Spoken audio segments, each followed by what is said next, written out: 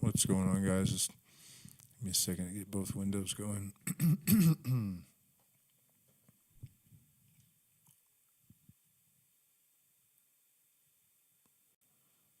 Okay, should be good. Yeah, so today I fell on a cactus and didn't really hurt until recently, but I was doing a music stream tonight, fundraiser for the surgeries, and I just realized my wrist is too injured. And like as the hours go by, it's just more and more painful. So I thought I'd pop on and see if anybody would like to chat. I know we have people in the community that are in strange, not strange, but different time zones, and can't always make the streams.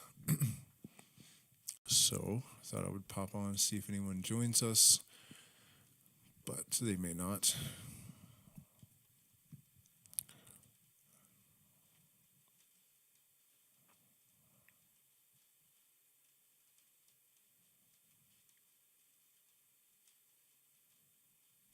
No data.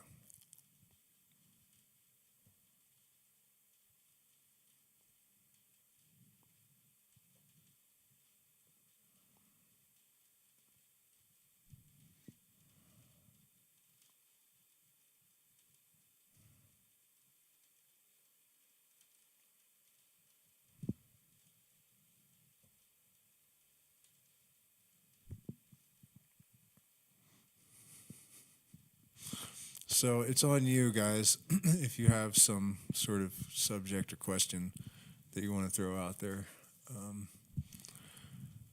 Willing to chat just because I'm going to be awake now. I plan to do the stream until 2 or 3 in the morning, the music stream, and this injury is not permitting it. So I am here for good or for worse. Only have 2 so far, though. But for real, you guys have to throw something out there. Otherwise, I got nothing for you.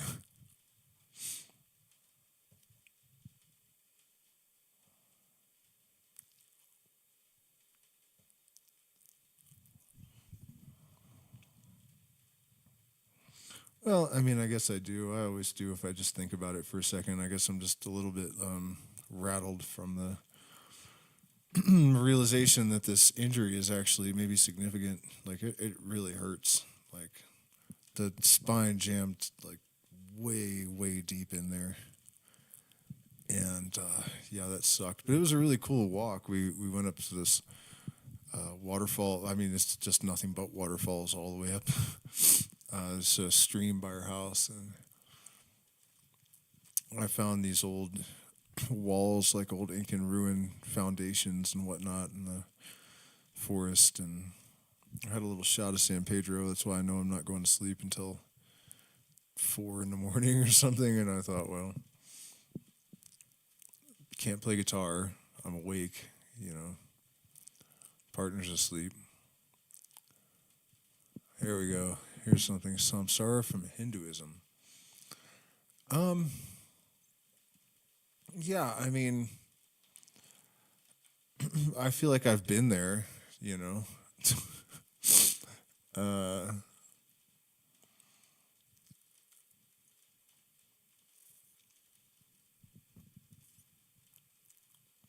One of the things that bugs me about the idea of samsara, I guess, the cyclical wheel, right? This quantum loop theory, the idea that the universe collapses back into the singularity and reformulates itself, the overwhelming probability is that it would be exactly the same thing every time. And, I have an uncanny knack for precognition and,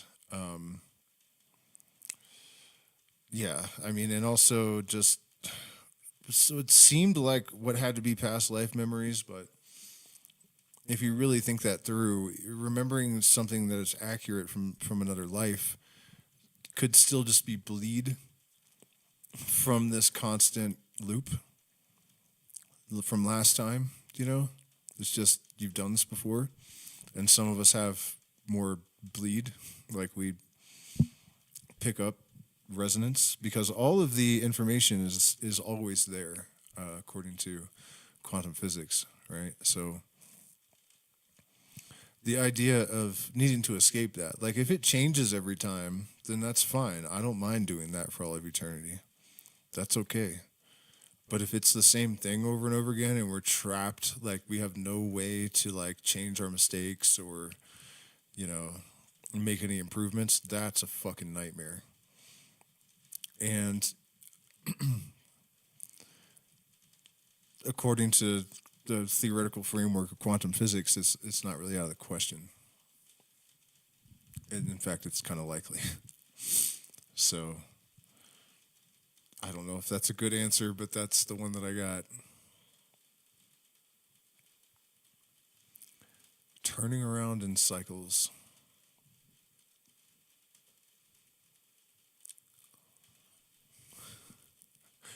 Anything else? Oh, man. Yeah, I mean, another thing that kind of supports all of that, I guess, is that when you watch the way that nature works, when you see the dissolution of things into the whole and then back again in the multiplicity, this whole thing of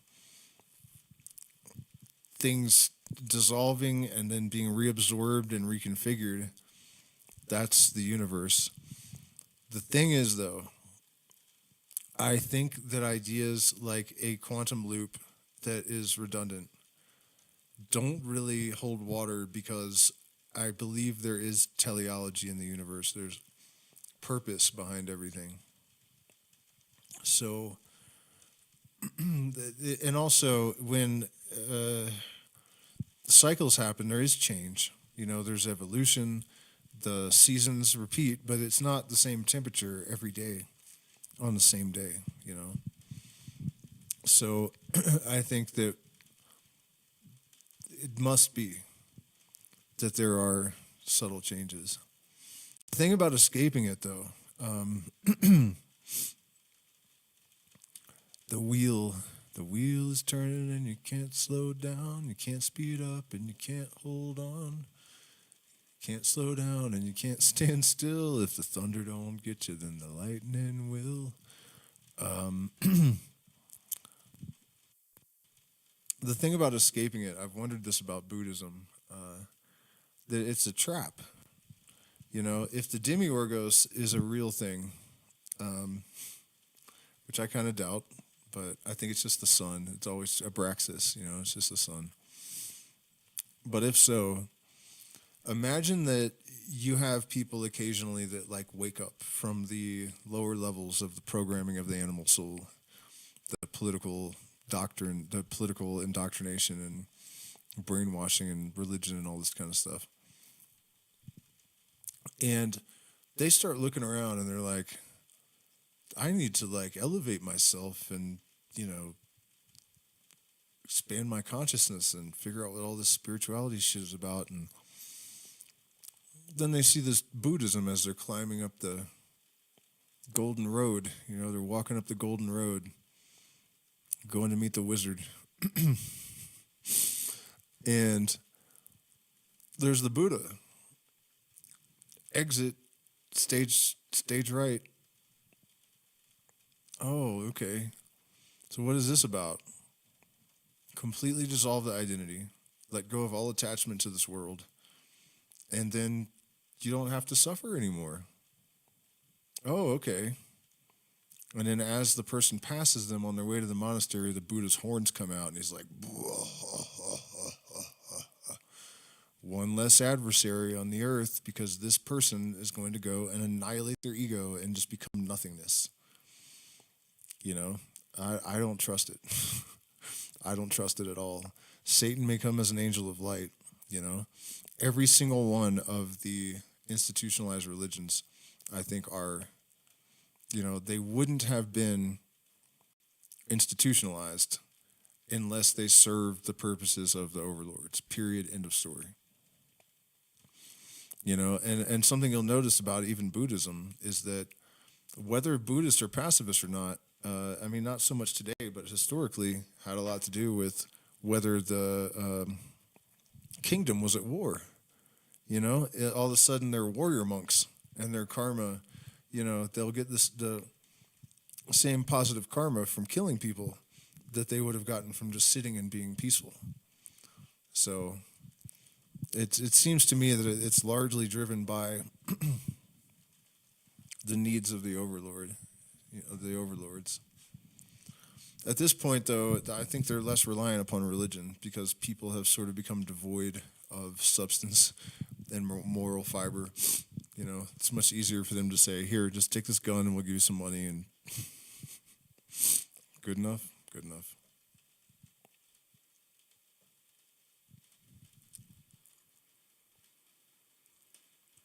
What did the Incas think of cycles? You know, I don't really know. I don't really know. I don't think much is known about the Incan beliefs. Let's look it up, but I don't think not much is known.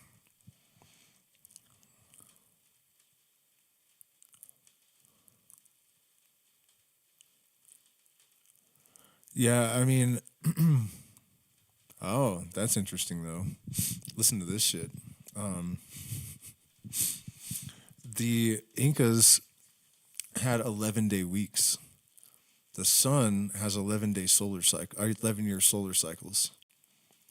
So I'm glad you asked that because that is an interesting thing to discover. I mean, most of their lives revolved around the sun and cycles of the sun and gold, you know.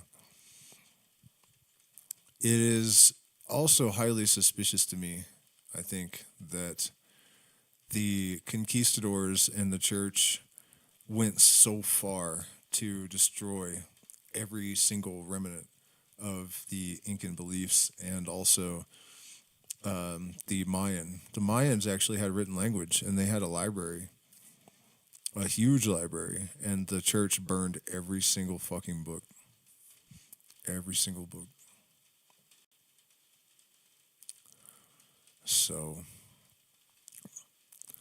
I suspect, I mean, I know that what they did is they basically, in Albert Pike's Morals and Dogma,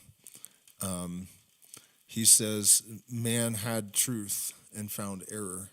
And when you start looking around the ancient world, you start to realize that there are certain things that are consistent. And it's not like this perennial philosophy idea that we have, you know, well, it is the perennial philosophy, but when people talk about this with religion, they generally say, like, it's always about being good and kind. And no, we're talking about much more deep technical details.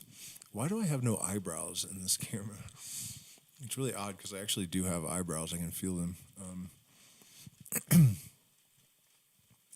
What was I saying? Oh, yeah. And you realize that they all knew that our consciousness came from the sun. They knew that gold had some connection to all of that, you know, and it is true that our brain is loaded with gold. And if you take colloidal gold, every single function in your brain improves, right? Let's see how much gold is in the brain. Gold in the brain. It's quite a lot. And another question I have about that is, where the fuck does it come from?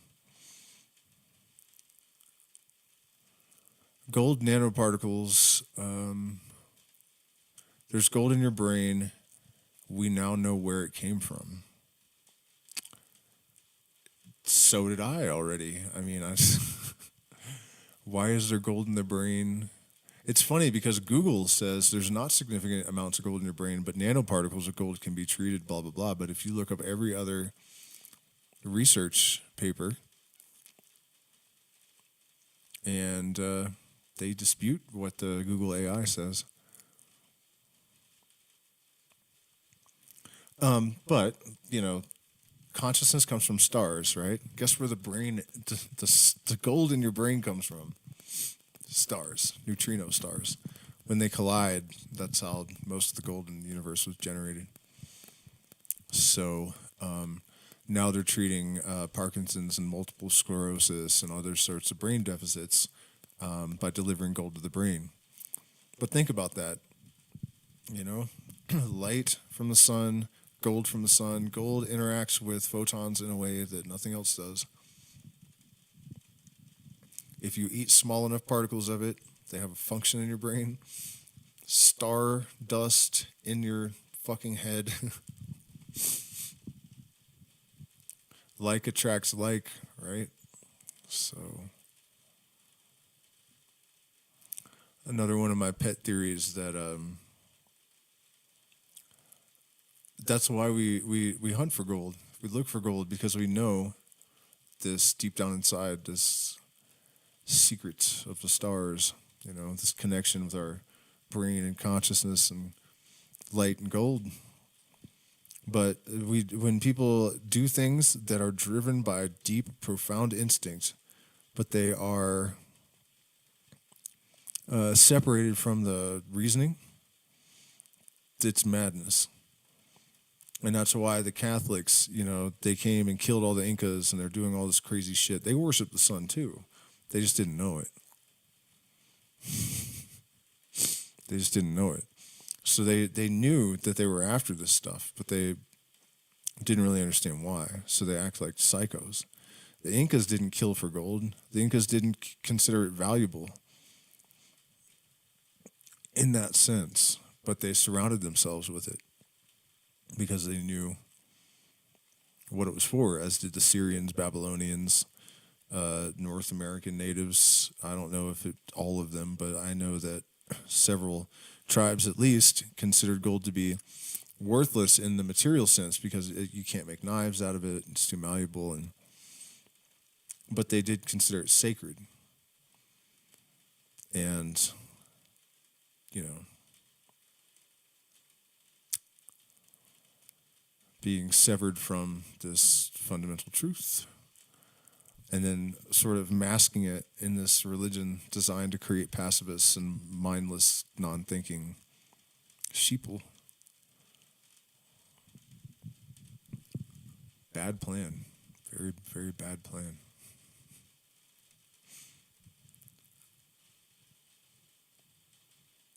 All right, so for those of you that just popped on, basically I had to cancel my music stream due to an injury, and so I'm awake, and I thought I would pop on and see if any of you guys have any questions or topics that you're interested in my opinion on. And I am a little bit dazed and kind of in pain, but, you know, as I was telling them earlier, I can't play guitar, and I can't go to sleep. So here I am at your disposal. We are still booking for retreats as well, so if you're interested in that, shoot me a message sooner than later because we don't have a lot of space, only 4 to 6 people maximum. And that's how we like it because large ceremonies are not ethical, in my opinion.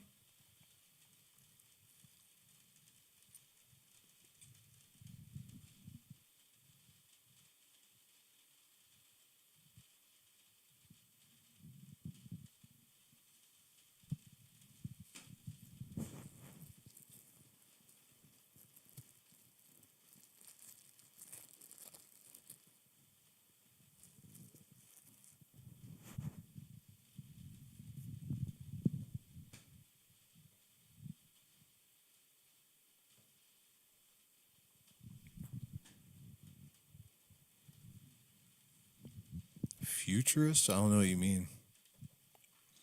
I don't know what the Venus Project is either. Let me see. Futurist.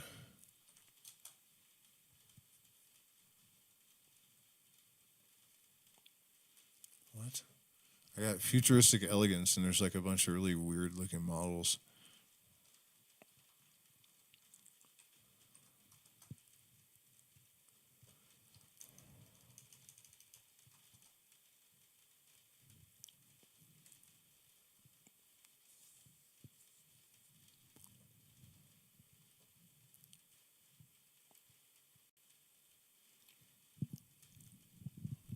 Yeah. We used to call those psychics, I think, but this is a more analysis-based version. It's a really interesting thing because I have had a lot of really specific precognitions, and I've always wondered what mechanism could lie behind that, you know? So I did some AI assisted research into this, trying to determine if pattern recognition, because, you know, it happens so much that even my like step aunt, who is normal, you know, she noticed it to the extent that she's like, I think your brain has really, really good pattern recognition, and that's how this happens.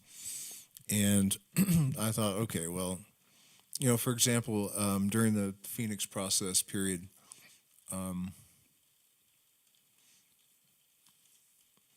I knew about the pandemic. I knew why. I knew about Depop. All of it, like, all just came into my head. And I was in the kitchen with the singer from my band one day actually, and I was just telling him all this stuff, and he was just kind of quiet because he'd seen enough weirdness around me that he wasn't going to write it off exactly. And he said, "Well, when is this going to happen?" And I stopped for a second, and I said, "The shit will officially hit the fan in 2020." So, you know, and there's other things too, like the alien, and a lot of this is on YouTube. You can check me. I predicted that AI would achieve sentience or show signs of it at the same time that disclosure happened because of symmetry. And that wasn't really so much a precognition, but a matter of analysis. You know, it's not really that hard of a thing to do once you understand the symmetry. And, you know, I don't really know how else to talk about it. But at any rate, I was curious as to whether pattern recognition could actually explain such specificity, right? Like, I haven't studied when pandemics happen. If there are patterns in history that would indicate that, you know, you would have to know a whole bunch of dates and stuff. And other factors, you know, that it doesn't really add up. I mean, the depopulation thing, and like I talked about the microchipping via jabs, you know, and Elon Musk is now in both the brain chip business and the jab business. I mean, I don't know if pattern recognition really can do it, but according to AI, basically, long story short, yes, it could. Because the pattern in the algorithm basically fractalizes, but it doesn't change because it's a fractal.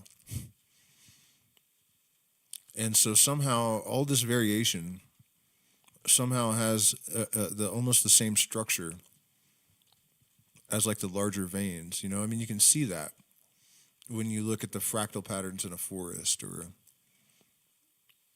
veins, you know, kind of.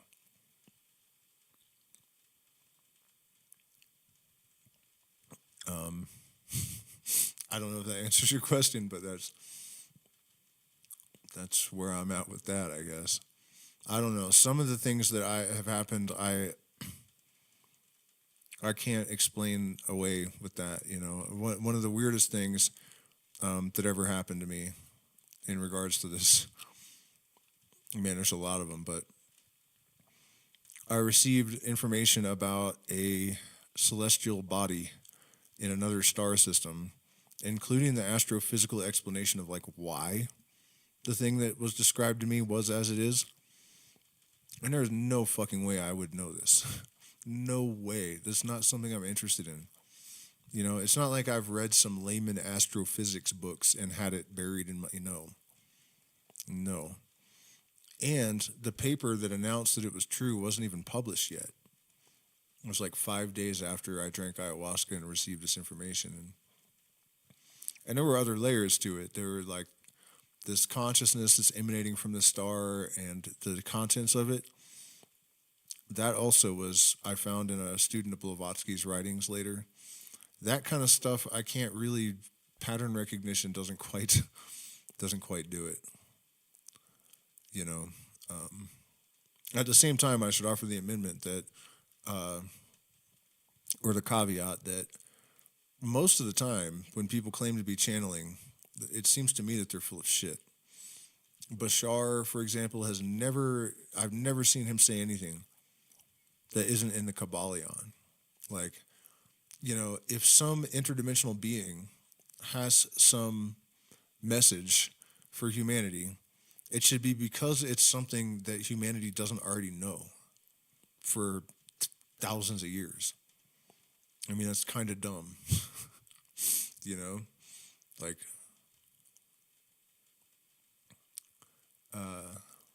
and, most of the rest of it. Like, I think these things happen, but they happen so rarely. And when they happen to people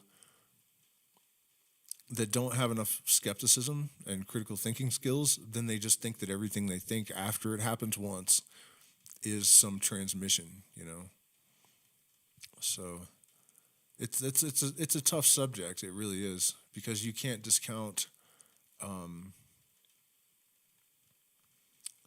chance, really.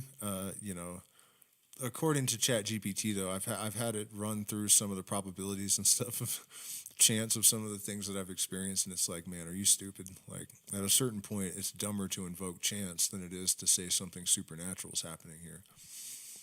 So, difficult balance to strike. That's why we have adepts. It's why we have systems of initiation and hierarchy, and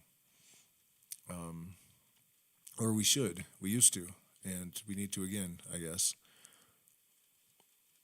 Aristotle was right when he said that if the mystery traditions were lost or corrupted, so was humanity. Look at us.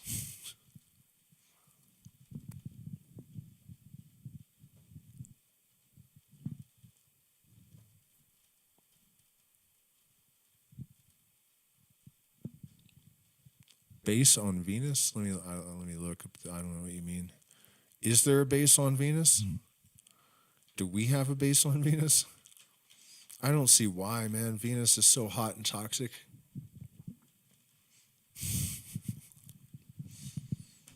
Like a lot of my exes.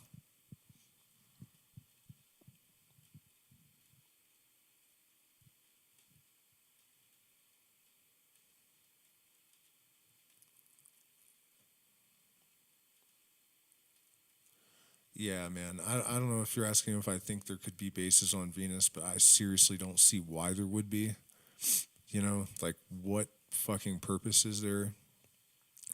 What is the point? I mean, there's a lot of information that we don't have in the universe, but I cannot see what in the fucking hell the point would be of going to a super hot, toxic planet like that and trying to do something.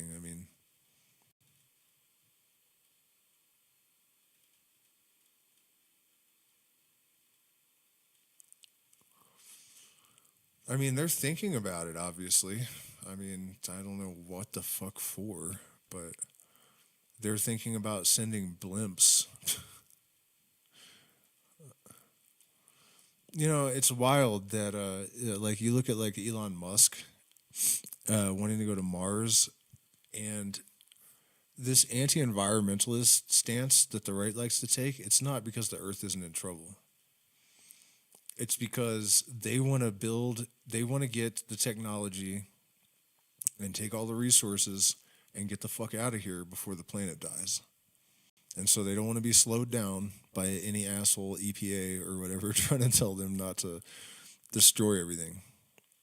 That's what that's about, I think. They know this is a sinking ship if we continue to live the way that we are in the numbers that we have without any real unified sense of purpose.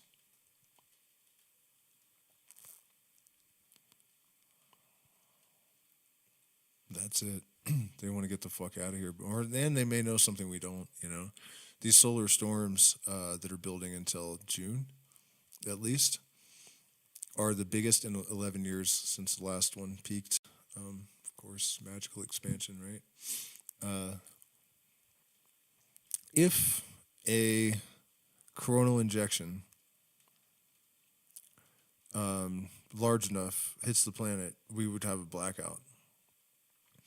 And it would be extremely problematic in a lot of ways because, like, information on credit cards would be wiped out, all sorts of electromagnetic data would be gone.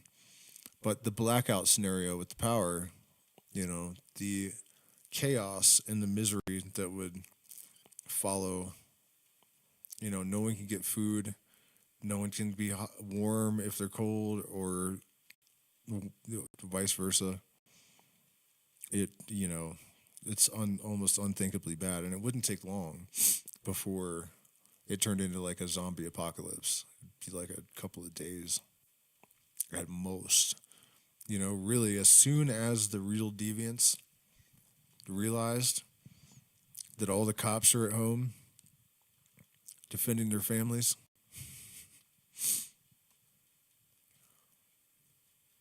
so that's a possibility that the grid could go down in a couple months. Because when it peaks, man, they already had some disruptions somewhere. I can't remember what happened, but the solar flares have at least had some effect. It's also interesting, somebody pointed out to me the other day that like MRIs basically use radiation, the influence of electromagnetic radiation, to compel electrons and presumably other particles into higher states of symmetry, which right before the current round of solar storms started, I predicted that.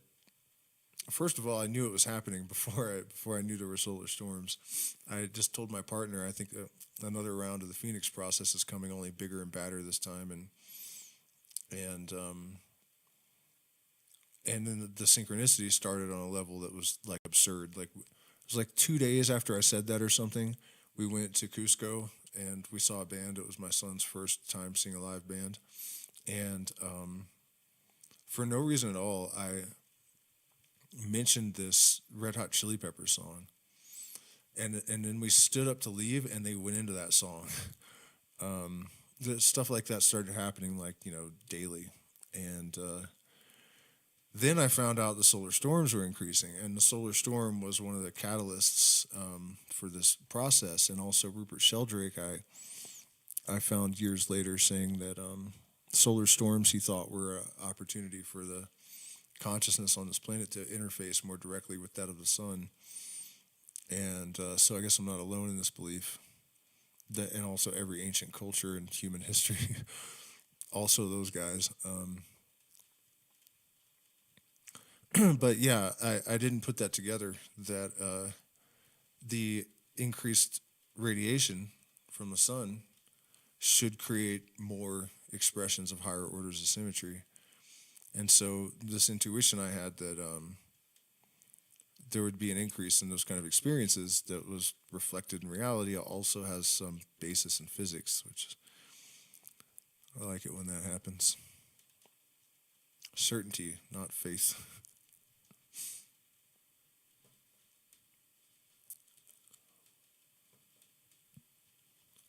Howdy. Hey, we're picking up a few people here. Have I seen the movie Metropolis?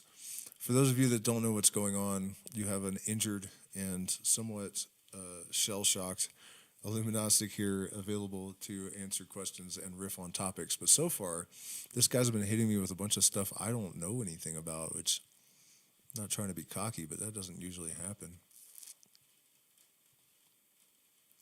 The movie Metropolis, no, I haven't. I have not. So, I mean, I know you guys are out there thinking stuff during the streams. And you ask questions, and I'm just too busy in my train of thought to answer everything. So, it's funny. I always get tons of questions when I have something that I'm specifically trying to talk about that have nothing to do with whatever it is that I'm trying to talk about. And then I do AMAs, and I don't get any questions.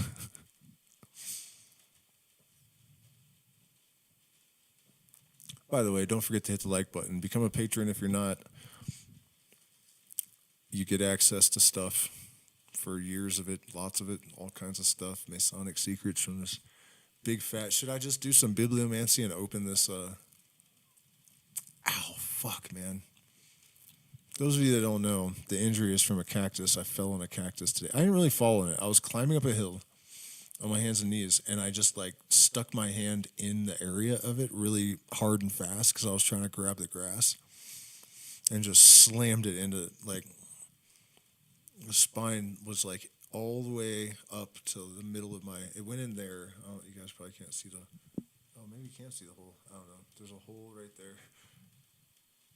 Right there, and then the spine stopped like there. It was nasty, man. Pulling it out was so goddamn painful, but it didn't hurt until I started playing guitar tonight.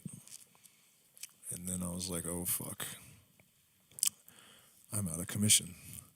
Looks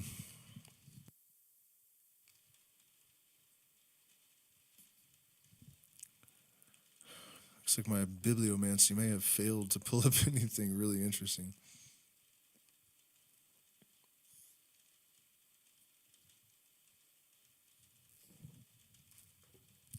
That usually doesn't happen with this book either.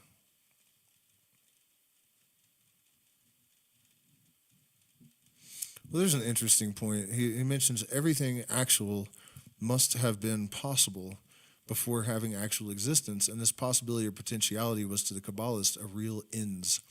Before the evolvement of the universe, it had to exist potentially, the whole of it, with all of its individuals included in a single unity. This was the idea or plan of the universe, and this had to be formed. It had to emanate from the infinite deity and be of himself, though not his very self. And that's true. An acorn, you cannot grow a pig from an acorn. And that supports the quantum loop theory. The whole macrocosm, microcosm thing, the secret to Hermetic knowledge really is to realize, like, if it's true of an acorn, then it's probably true of a universe, because truth is truth. Truth does not, it's not malleable. It doesn't, acquiesce to conform to the standards of whatever thing. The truth is the truth. Therefore, if it's true of an acorn, it is true of a universe. And so this idea of a quantum loop, where everything that exists had to have the seed of that potential in the nothingness, right? And we are indeed made of nothingness. We're mostly empty space. Everything is mostly empty space. So we got that covered. And if you want to find infinity, you divide by 0. So it contains everything.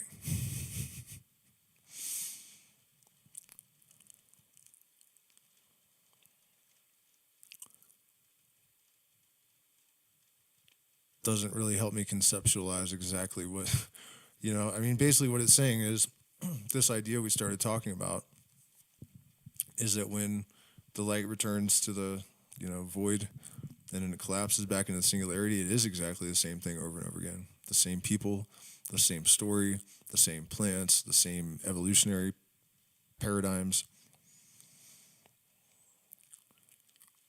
And it's all written in the book of nature. That's the thing, One of the biggest lies I think we've been told in the history of humanity is that truth is subjective. That's the dumbest fucking thing I've ever heard in my life. It's completely false. It's not true at all. Actually, it's not true. Everything is true and false. It's true to the extent that you have some influence over your environment that may make your experience in terms of what is possible and what is not possible slightly different from that of someone else. But overall, truth is not subjective. That's stupid. And one of the reasons that it was put out there, I believe, is to keep people from finding the truth. Truth is not subjective. It's fucking not.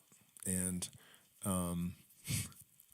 what was the other aspect of this that I needed to tie together?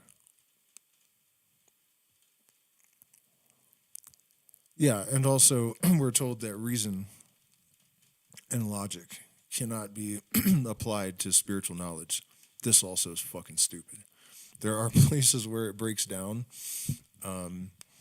Like if you try to observe a photon, the more closely you look at it, the more quantum fluctuations there are. So it's almost like the creator put safeguards in the universe so we can't know too much. There are places where definitely our ability to pierce the veil are just limited. But the entire book of nature, or the real scripture of the universe, is written large upon the land for those who have eyes to see it. And that means if you understand what divide by zero really is telling you, if you understand an acorn, you understand a galaxy to a degree and in a sense. But that's the real pathway to knowledge. And I really do believe that those two things I mentioned are deliberately engineered and imposed upon humanity in order to keep them not really trapped. That's the thing. The real truth, I think, is functional. Because, we see the evils in the world and we assume that they are wrong. In a sense, they are, because everything is true and false. But in terms of the big picture of the universe, not a grain of sand that's out of place. There can't be, because that's how the law of necessity works. And so the slumber of humanity, the indoctrination, the propaganda, the keeping people in their place. Do you think the great artists, bands like Tool, would be Tool without millions of dollars to, that we would have all these innovations and there has to be a support system, and the pyramids, for example. The pyramid is the most stable geometric shape. And people say, oh, it's so wrong, 1% at the top. Yeah, in a sense it is, but guess what? Everything in the universe is like that. Like 1% or less of a coal mine is diamond. That's just structural, And the thing is, if you think of civilization as a giant organism, if all of the cells in your body suddenly just wanted to do shit and they weren't just only as aware as they needed to be to perform their function, you would die instantly. The moment they all woke up, you would just fucking die. Think about this.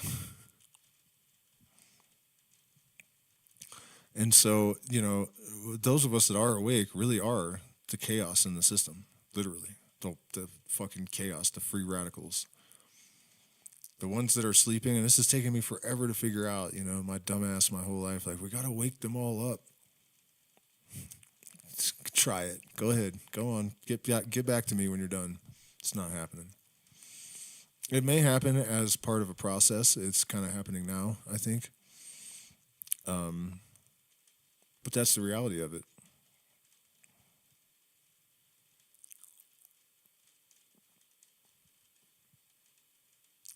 I don't know if it makes you feel better or worse, really. It's like, okay, well, this is how it's supposed to be, or it would be some other way.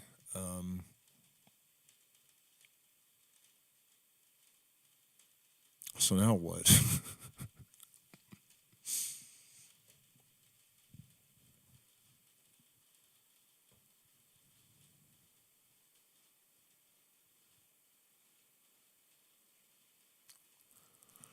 Yeah, man, watching the political shit in the United States is just absolutely fucking mind-melting. What do you think about Mimosa hostilis versus Acacia confusa for an ayahuasca analog? I don't have a lot of experience with that because I've lived in South America since I've been drinking ayahuasca, basically. Mimosa hostilis I've used. I mean, I can answer that from a chemical entourage point of view and also from a shamanic point of view, I guess, just based on what I know, which isn't direct experience, except for Mimosa hostilis. But I haven't taken Acacia confusa. as the DMT plant. But I'm sure you know the entourage effect, right? Like if you take sebel seeds or yopo or whatever, there's like 175 alkaloids in there or something, and there's like 12 or 15 DMT analogs, or related compounds, forms of DMT. And so, there's differences from tree to tree, even much less from Peregrina to Calabrina. But as far as Mimosa hostilis goes, you definitely want to remove the tannins, or it's going to make you way too sick. I mean, purging is good, but not that much purging. And Chaliponga, for example, is a vine, and chacruna is a bush with very stringy leaves, as is oh god, there's another plant they use in Ecuador. It's related to chacruna. I can't remember. Amiruca is another, basically Ecuadorian chacruna. But the point is that from a shamanic point of view, you use the springy stuff for the mental kind of work. And Mimosa hostilis is the root bark. And so it's a more grounded, earthy, deep, cleansing, emotional kind of, that nature. And so Acacia confusa, I believe, is a tree, right? So I would imagine that would be in the middle between the vines and bushes and the roots, because I'm not sure if you use the bark from Acacia confusa or the leaves. I really don't know anything about Acacia confusa.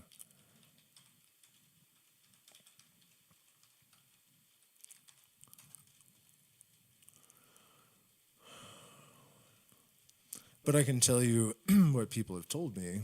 I definitely know people that prefer Acacia confusa to the other in terms of the physical effects, and also the structure of the visions, I've heard, is significantly different. Let me see. I don't know why I've never really looked at this. Yeah, it's the bark, right?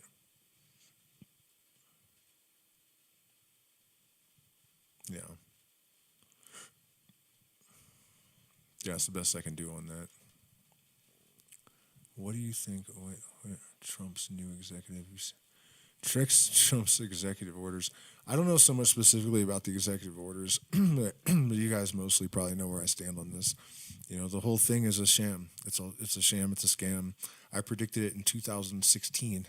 Described all of this shit. If you don't believe me, go watch the fucking videos. All of it, because I understand propaganda and psychology. I know what they're doing, and it's not hard. It's not fucking hard. And it's terrifying to see it. RFK Jr., I fell for him for about 30 seconds before I realized, no, man, there's something wrong with this dude. And sure enough, he's, I haven't vaccinated my kids. I vaccinated my kids, but you shouldn't vaccinate your kids. And, oh, no, I'm not going to take any money from Big Pharma. But are you going to take money from lawsuits against vaccine companies? Well, yeah. Probably. He's full of shit, man. They're all just getting paid to play roles. None of it's fucking real. None of it is real. Trump started wearing a purple tie because purple is a combination of red and blue. They're going to get rid of the left. They're going to get rid of the Democratic Party, consolidate it under one banner, and it's going to be totally fucking fascist. Fascist technocracy. The rest of the world is getting health care. He just canceled Medicaid. Americans are the most severely brainwashed, zombie-like creatures on the entire planet, by far. Like, it's insane. It's a nut house. It really is. It's a gigantic fucking nut house.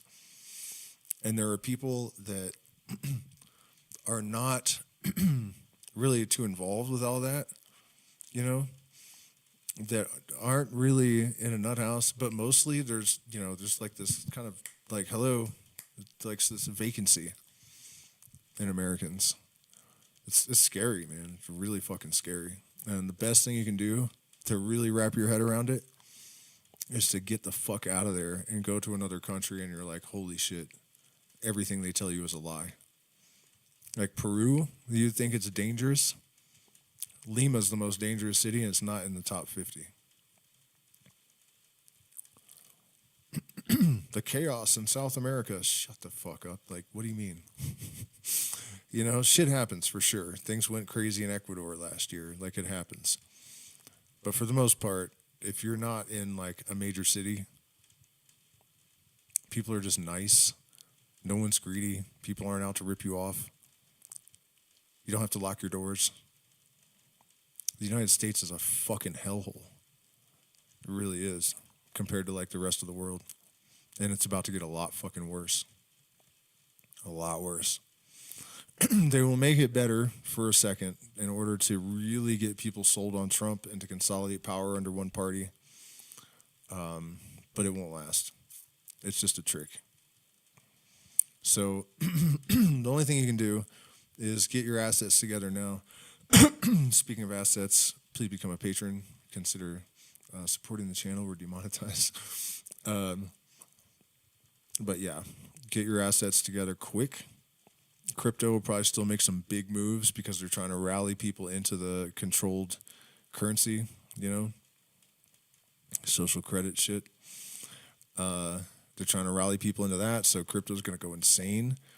And if you're smart enough, you know, learn some Fibonacci retracement, keep a close eye on the politics. They're going to do it without warning, whatever they're going to do when they pull the rug.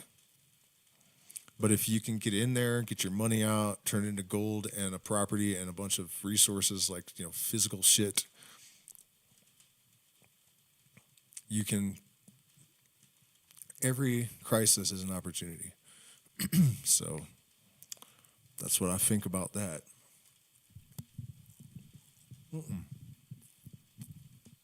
That's what I know. This is not a political opinion. It's not an opinion. It's a fact. Absolutely fact. I think they even got Trump to like take some classes on trying to act like he wasn't such a dick or something, because he's been like a lot more polite and like acting a lot more warm to people, and you know, I don't buy it for a second. Not for a fucking second.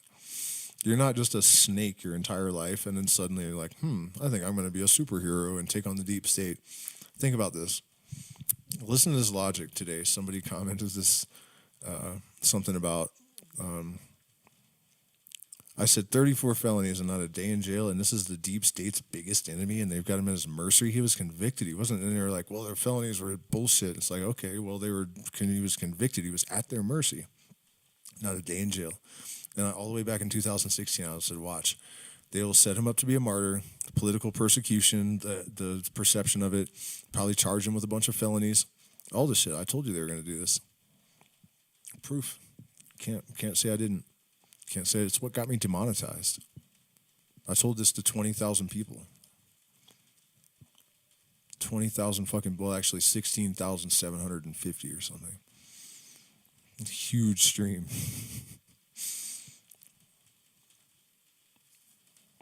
34 felonies, not a day in jail. And the logic they use is, oh, well, it was bullshit felonies. Okay. So they're after him enough to persecute him and charge him with a bunch of fake felonies and then not use them to get rid of him. Your logic is moronic. It's so obviously false and stupid. It's mind-blowing. Like in the worst possible way. Think about it. You're acknowledging the persecution is fake. This commenter. You're acknowledging it, and you're so determined to believe the bullshit that you're like literally typing the evidence and staring at it and then trying to act like it's something else. It's incredible. I've always understood that propaganda is powerful, but I've never would have imagined something this bad. And then don't even start with that. Well, the Dems, blah, blah, blah, blah. It's all an act. It's all an act. Biden does not. He doesn't have that much of a hard time speaking. As soon as he got out of office, point a camera at him, and he's like articulate, clear. It was all an act. It's all an act. And Democrats played their role, and the purpose was to make everyone hate them, make them look incompetent. If they wanted to have competent leaders, they just would. They can cull them from Harvard, Princeton, fucking, you know what I mean? Don't be dumb. It's clearly not real. Why would they answer Trump with an old demented man that called little black girls cockroaches and said that about Obama, he dropped out of the race against Obama because he said, a clean, educated black man, you just don't get that. The guy eulogized a Klan member. They did that on purpose. It's part of the strategy of propaganda. It's part of the inculcation of cognitive dissonance is part of the thing. Like, just stop it with this shit. I'm so over it.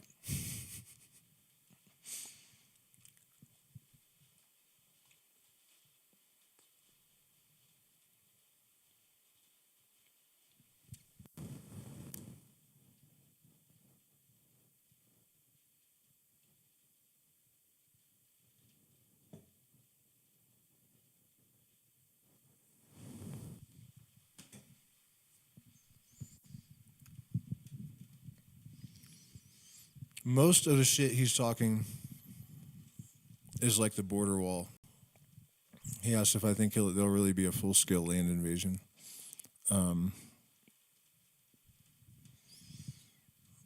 They don't want to stop the cartels. He doesn't want to stop the cartels. They need that money for, black flag operations and shit. They're not gonna fucking raid the cartels. And if they do, it's just to steal all their drugs and take over their processing plants. That's what they did in Afghanistan.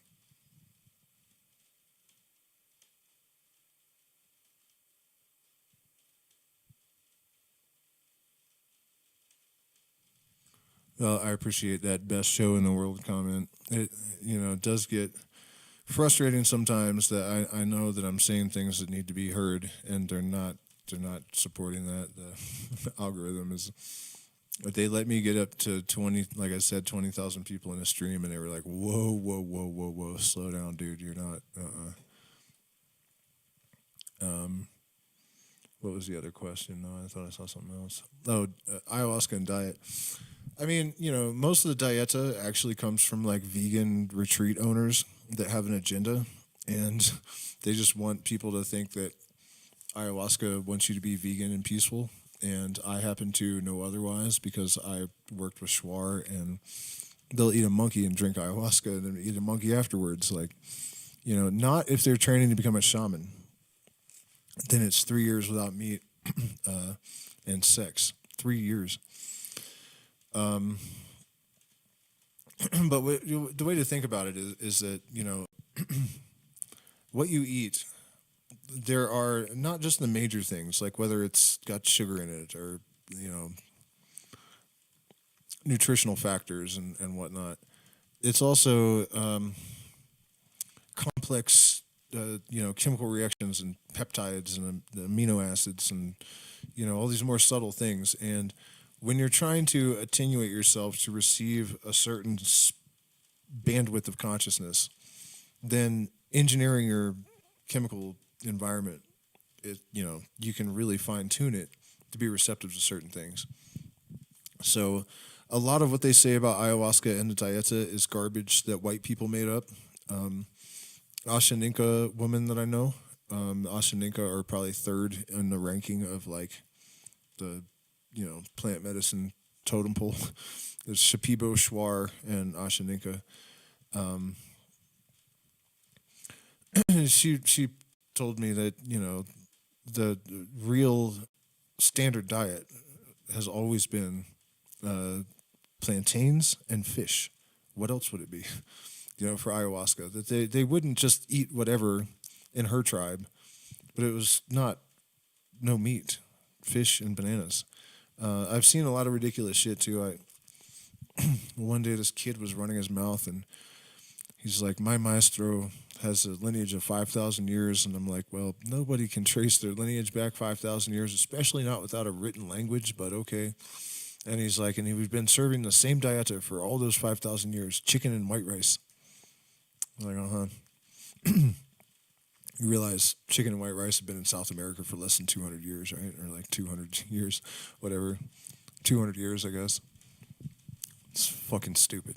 There's, that how there's, my point just basically is that there is so much bullshit in the ayahuasca community, I guess, that it's like, it's sad, really.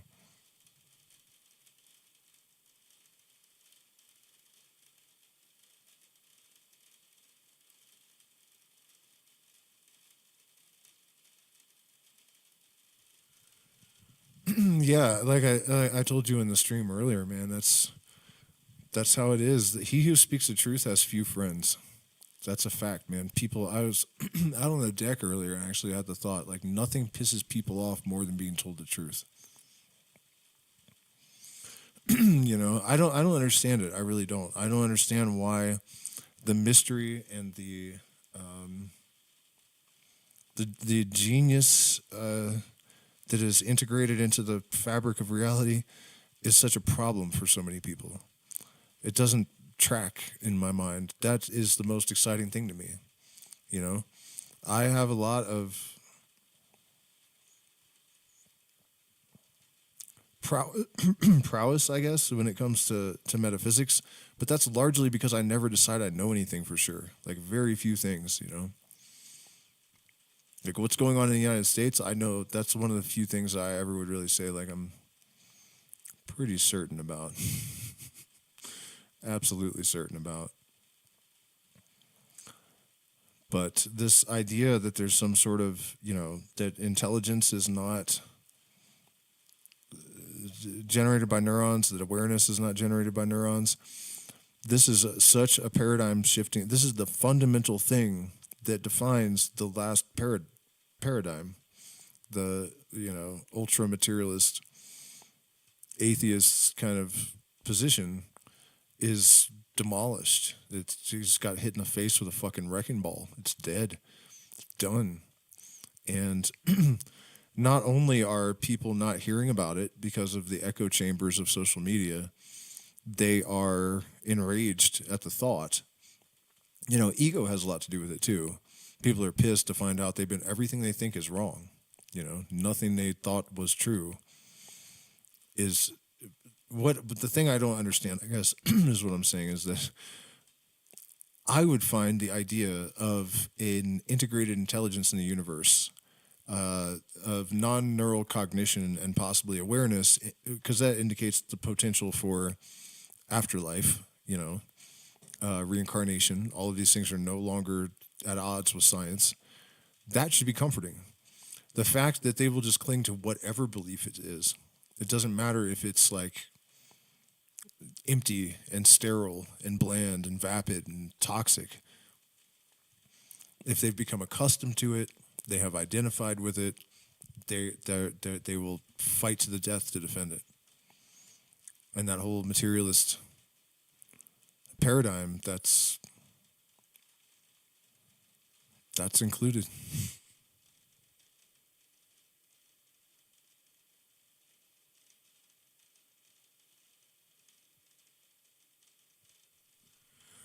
Yeah, no, like I said in the other stream, I was skeptical of Raiden's claims as well, but partly because people that say this kind of shit are always full of shit. The idea that you can manifest things by thinking about it is very appealing to people, and it's not even entirely false. But it is not how New Age fucking, the law of attraction coaches paint it either. It just isn't. There's just much more to it than that. It takes way longer than that. And if you blow it when the thing comes around, it's just people will pay to be told what they want to hear.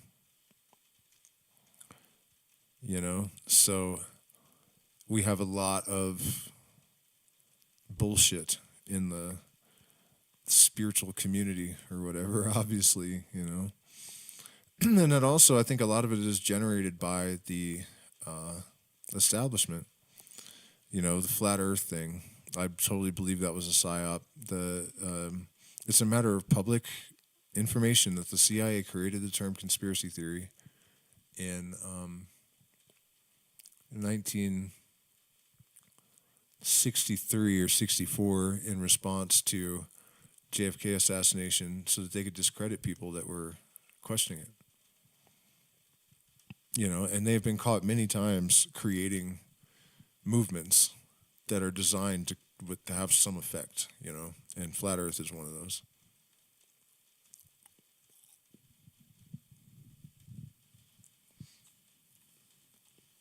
That's a wild one that like anyone can even try to believe that. Uh, I did a debate with flat earthers a few years ago, and I never got the tapes because they just when they were getting just embarrassed and mutilated, they started threatening me and my entourage, all the people that were with me, old ladies and stuff, like threatening to kill them. The one woman had cancer, and they had a Navy SEAL mercenary, real one, would come up to her and say, "Aren't you dying of cancer? I should just kill you now and get it over with." You know, I was like, "Oh, praise Jesus! Yeah, you guys are real holy people." But at the end of that debate, the guy's like closing argument or whatever, he said, "The sun's electric. You can tell by looking at it." I was like, "Bitch, where is it plugged in? Like, is there a fucking power cord hanging off the back somewhere, or like what?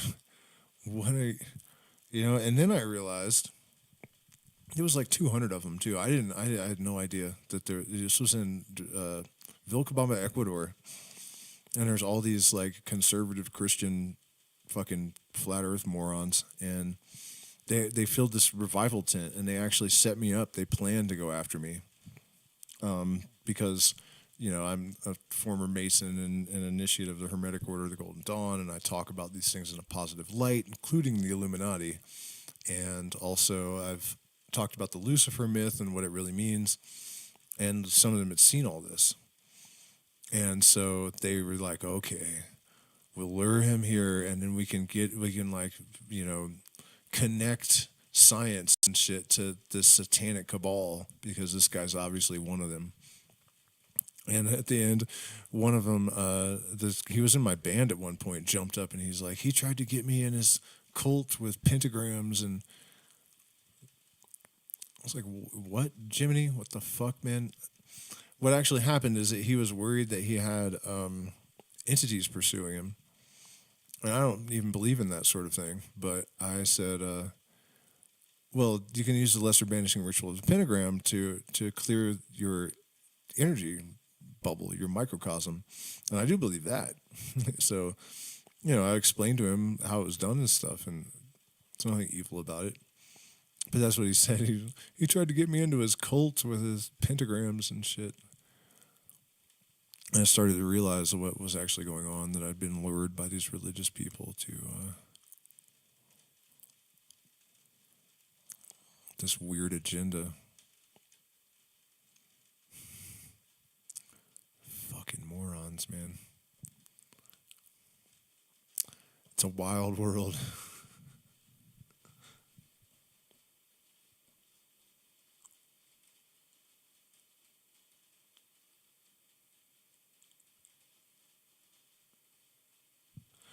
Yeah, no, it can't be flat, man. I live in South America. I've also lived in North America. There are different stars. We have seasons. The sun. There's no working flat Earth model that explains how the light is distributed. Like, it's not hard. It's not hard. Also, why is everything else in the sky a sphere? I mean, people that say that space is fake, right?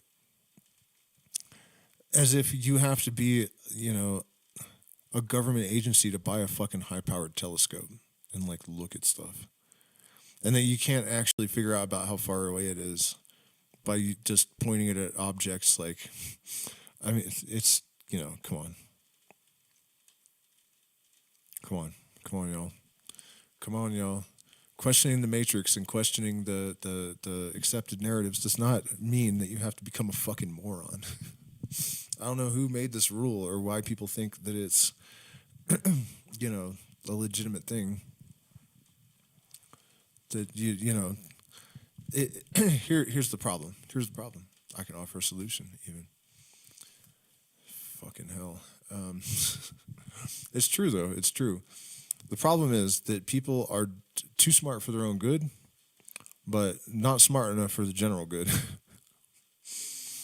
They're smart enough to, some of them, or something happens, and they're like pried out of their fucking mind forged manacles, their cultural provisional programming, and they look around and they're like, oh shit, society is fake, and there's some devious shit going on, and so where are the alternative narratives?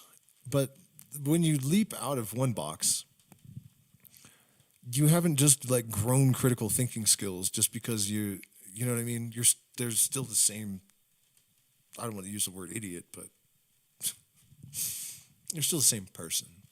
And so, they don't, you just all of a sudden you're just like out of the box, but you're still kind of a moron. And you know what I mean? Unless you happen to have all the critical thinking skills and the fucking, what do they call it? The, your toolkit of skills.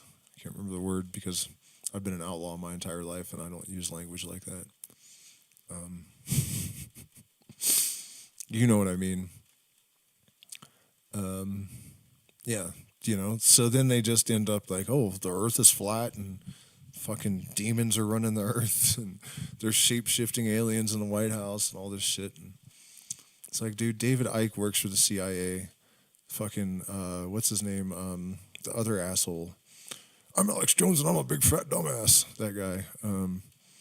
He's an operative. That fucking bald dude with no chin. Fucking crypto guy, whatever.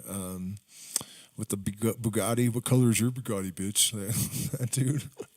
His dad was CIA. Carlson Tucker. Families in intelligence. Alex Jones, families in intelligence. You know what I mean? When you get out of the mainstream narrative, you have to be more suspicious of all the alternative narratives, because what do when your fucking sheep gets away? You send a dog out to fucking bring it back into the herd. That's what all these alternative narratives are. That's what Alex Jones is. That's what David Icke is. That's what all of them. It doesn't matter if you don't believe the mainstream narrative, as long as you believe something fucking stupid that is a complete waste of time. That's what matters. You know what I mean? That's what fucking matters. So that's what nobody gets, You escape the mainstream narrative. You need to develop a bunch of critical thinking skills and educate yourself and study philosophy, and don't just get on the internet and see what a bunch of drooling retards think. Okay, I'm going to think this too, No, man, that's not how it goes. That's not the script to follow. That is not the script to follow. To stop thinking like one mob and then adopt the thoughts of a different mob. It means think for your fucking self. It takes courage, bitches. It does. But that's no excuse not to do it.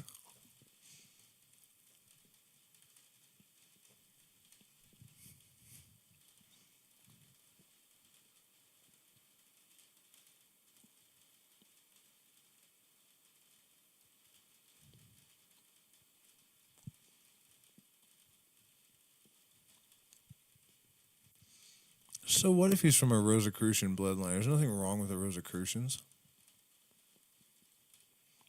So am I. Of course this shit is in my blood. Are you kidding me right now?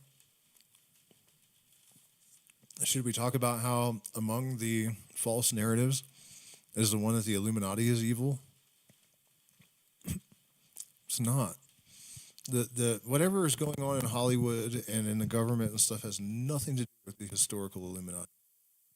They realized that there were certain entities that had well, Weishaupt did. Weishaupt, I don't know how to say his name. I've only read it. I've never heard it. Weishaupt, um, Weishaupt. I think it means one house or something. I don't know. Anyways, no, it doesn't mean that. Um, oh yeah, no. He was trying to subvert the totalitarian system that's coming, and he realized that it was possible to teach illumination and that the religions were false, but that there was something, and he called that rational enlightenment. And they wanted to get rid of borders so that there could be no wars.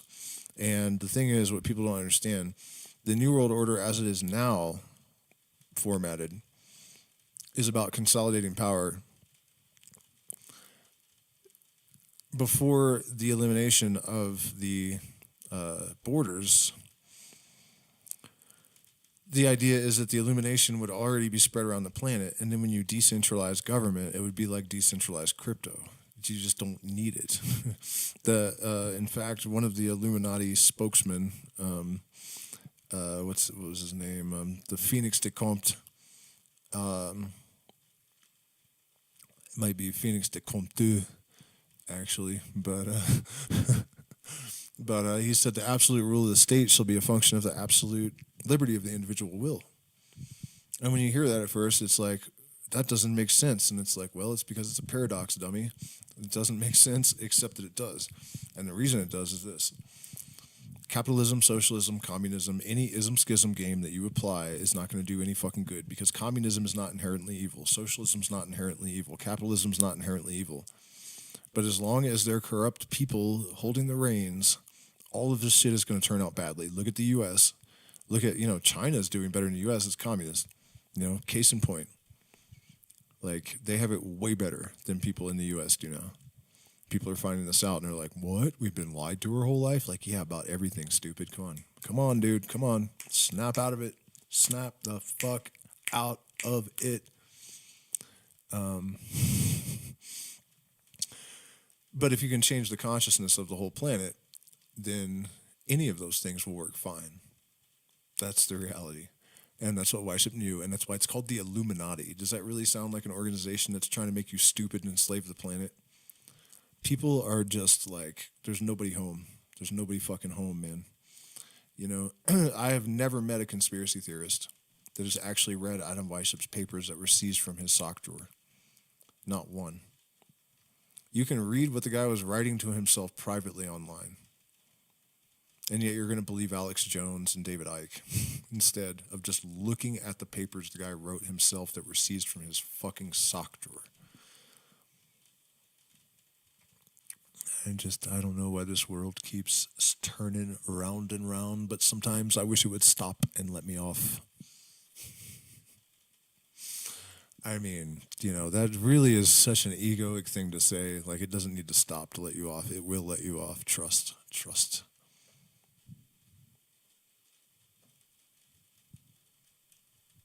Holy shit, we kept everybody after I said the Illuminati wasn't actually evil? Damn, that's a first, man. Holy shit. Solomon was a meddler? What? Dim, do, unone, this and mine. Yeah. Kabbalah is awesome. It's true. Sometimes this feels like more of a priority than life. What?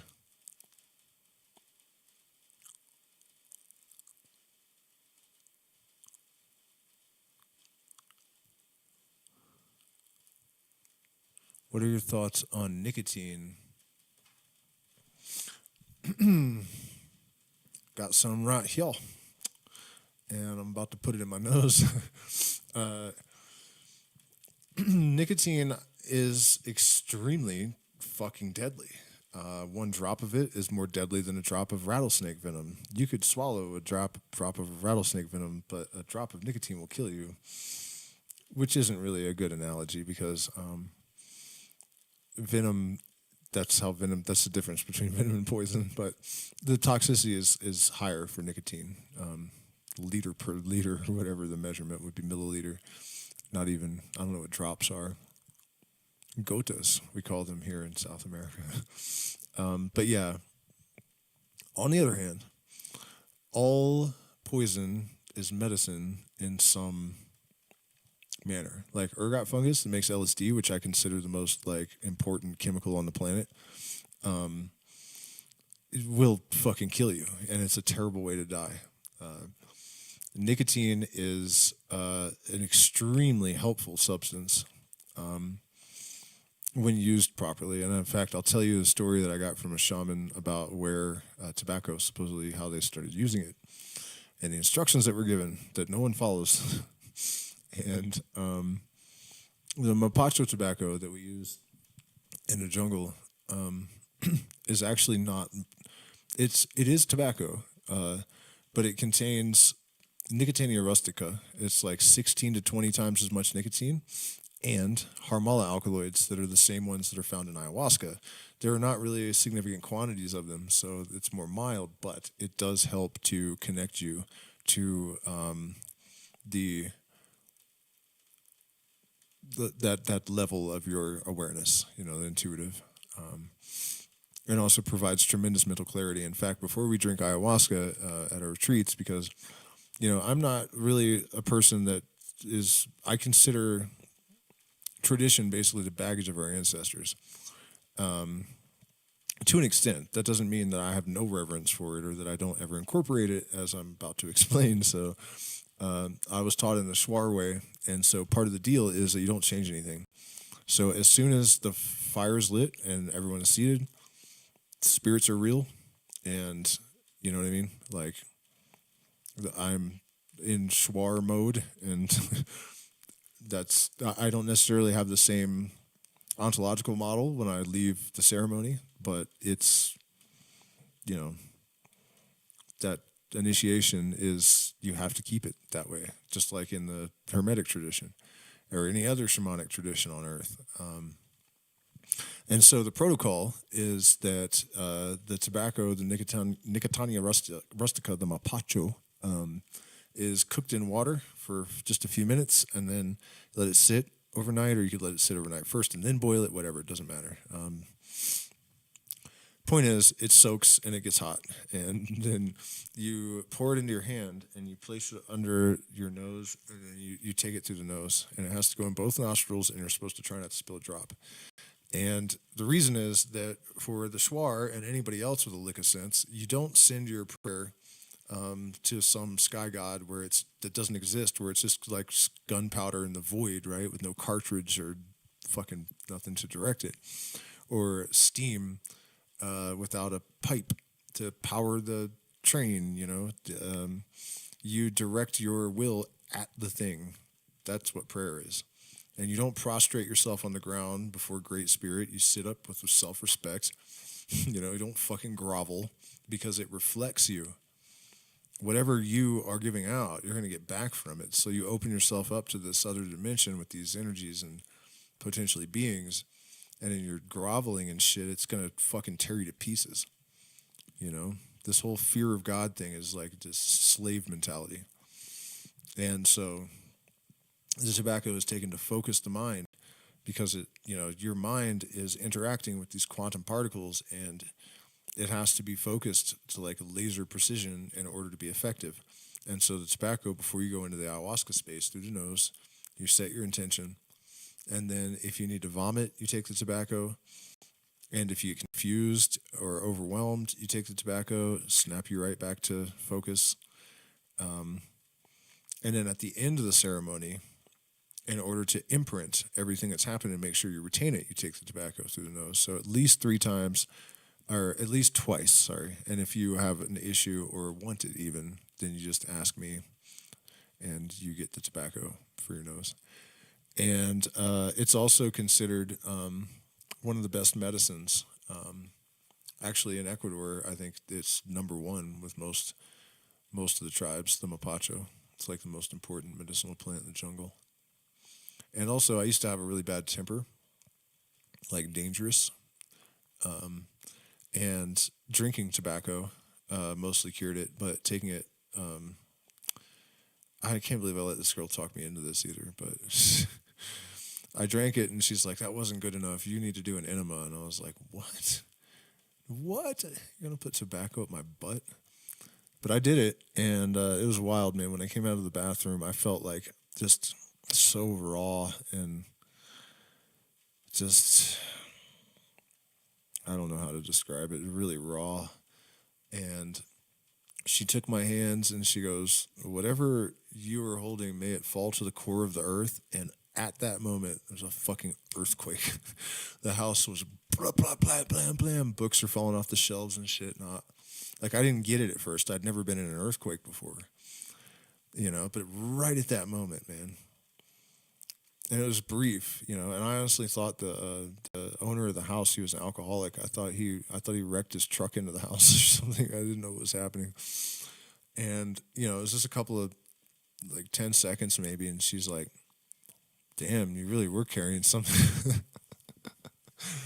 That was nuts, man. Completely crazy.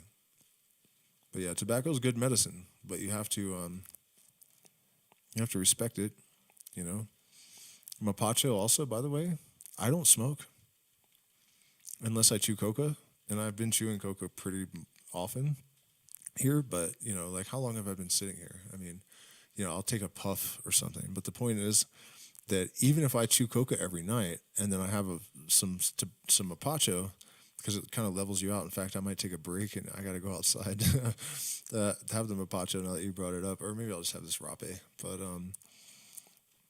I don't even think about it if I don't chew coca. It's not like the habit comes back. I was a heavy smoker for a long time. And I quit using 100 micrograms of LSD and pranayama. It took 1 hour. And I forgot that I literally washed myself in 1 hour on acid because of the enhanced neuroplasticity and neurogenesis. I forgot that I was a smoker of 25 years until I found my tobacco pouch in my pocket at 8 o'clock or 7:30 or something the next day. And I was like, oh, shit, wow. I would have normally, the first thing I would do is roll a cigarette when I woke up, And so now even since I chew coca, I smoke a little bit. If I don't chew coca, I don't have any, in fact, it's not even appealing.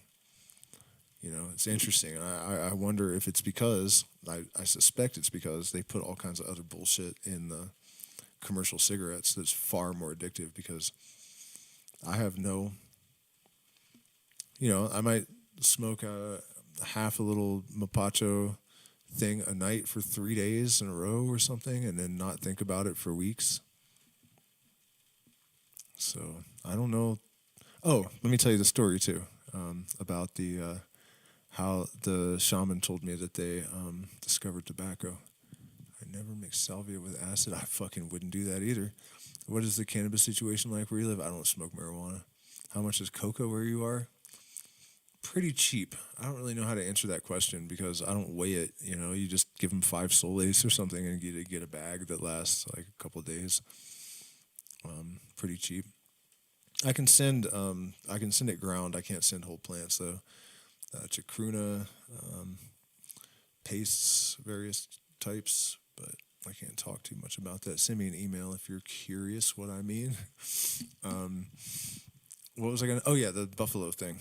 So the story that I got is that these 2 guys from 2 different tribes were walking along together, and they saw this pale woman with long blonde hair, and she was holding a tobacco leaf. Probably a lung cancer casualty from the future.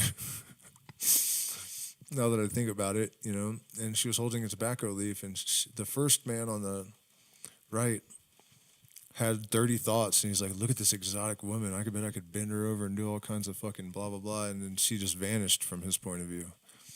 And the other guy was like, wonder what I could learn from this woman. And he approached her with respect, and she spoke to him in his own language and said, this plant that I'm holding is tobacco, and you can dry it, smoke it, you can make teas.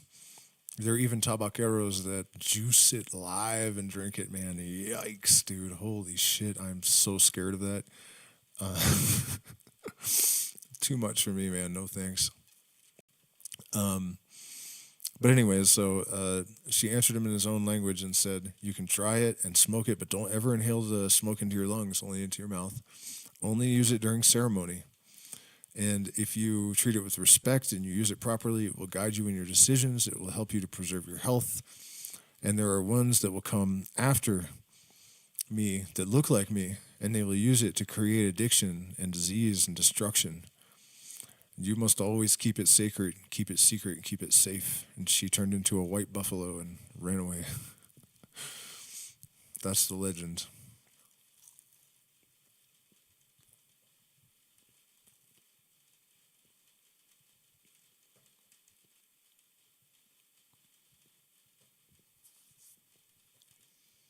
The forests here are crawling with white buffalo women.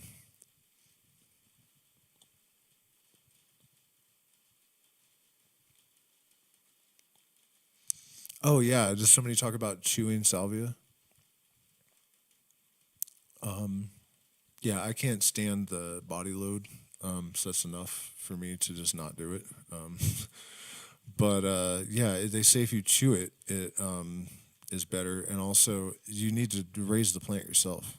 You don't. The Mazatec say that you can't just go get a salvia plant and just use it. You need to raise it yourself, or else it won't like you, and it won't. It's like going to try to pet somebody's pit bull or something. You're not supposed to do that. You need to raise it yourself if you want it to love you and trust you, and then you can trust it back.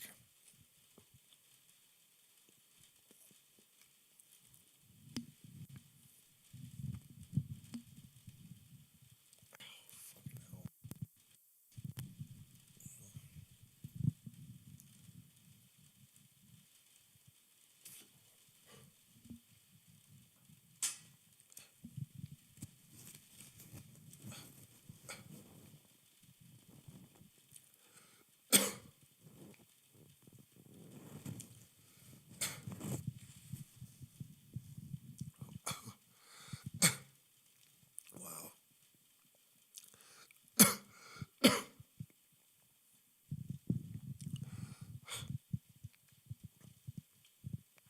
Blew it a bit too hard.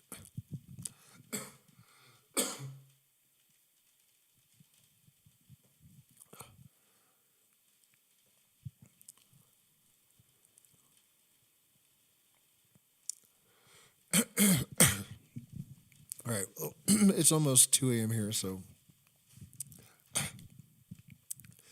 I have a little bit more time. If you guys have any other questions or if you want to pop into the chat.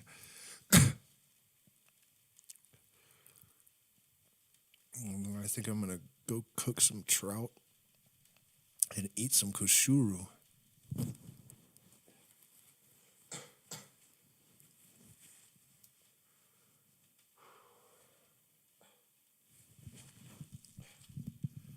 It's my senses return. Man.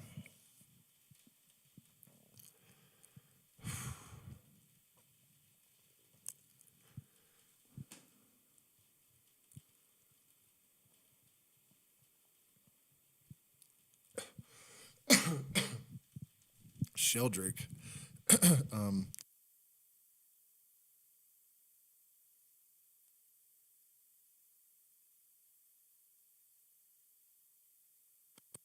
What kid? What do you mean? No, I don't fly fish. Sheldrake. Man, that rape really got me this time. It was more than I signed up for. Wow. Sheldrake. Well, I told earlier I was talking about this. I'll say it again though, I guess. In 2010 or 11, I had this experience where I had a voice in my head sometimes. And the interesting thing about it is that it's no accomplishment to have a voice in your head, but it's a different story when it always tells the truth. And I had a rule that if it ever told me to do anything stupid or bad, I wouldn't listen, but otherwise I would play along. And so I did. And I ended up, at one point, I was like, okay, you can do things with your consciousness that people don't believe, and I need to prove it. So how about if I just drive my car right to Danny Carey from Tool and talk to him because I want to, and I did that. And a whole lot of other stuff like that. So one day it was like, you need to go out and do a solar ritual. And I was like, I don't know any solar rituals. And it was like, don't worry about that. Just go out to the field where the big rock is across from the Anasazi cave, and you'll know what to do. I said, all right. So I started walking, and then I was like, no, I'm not going to do this. It's stupid. And I pivoted on my foot, and my phone beeped instantly. And I pulled it out, and I flipped it open because it was a flip phone. And I had a text message that said, you and your brothers will echo this gospel to the four corners of the globe, and yet the sun shines on. And I was like, what the hell? The sun was going down, and I was supposed to go do a solar ritual. So at that point, I was like, okay, clearly this is real, and I just needed to go do it. So I went out to the field. I sat on the rock. I'm like, what do I do? And it said, raise the energy. And I kind of was like, what does that even mean? And it said something like, you've been doing this for, thousands of years. Stop it. Like, just do it. And so I sat in lotus position and just focused on raising the energy. And I heard all the rattlesnakes in the field suddenly. And I was like, holy shit. So I was like, okay, now what next? And it said, well, remember how I explained to you that everything, there's a veil between the worlds and things are reversed when they pass into this one, like a mirror kind of? What I understand now is like a Fourier transform that converts the ideal to the actual. And so it said, what is your name backwards? And my name is Harley. So I was like, yell raw. So I start screaming raw. By the way, I don't think I could have come up with that on my own. At the sun, and these purple tendrils start coming out of it everywhere, and they looked real, and I could stare directly at it without being harmed. And so I walked home, and the next day I was driving by the gas station, and I stopped because I was going to work, and I saw the front page of the paper, and it said that the biggest solar storm in an estimated 26,000 years had happened while I was screaming raw at the sun. So whatever told me to do that obviously knew that was going to happen. And so years later, I was doing a stream, and I found this talk that Sheldrake gave, and I'd never heard it, and I just, as an afterthought, stuck it in the stream as part of the stuff I was going to react to. And he said at one point, I think solar storms are an opportunity for us to communicate directly with the consciousness in the sun. And I was like, holy shit. Yeah, Rupert, I know about this. So honestly, I had written Rupert Sheldrake off as, another new agey pseudoscientist, whatever. But after watching that video, I realized, like, no, he's not one of those. And furthermore, Michael Levin's work basically proves that his theory of morphological resonance is more or less correct. Hold on, I gotta blow this rape out.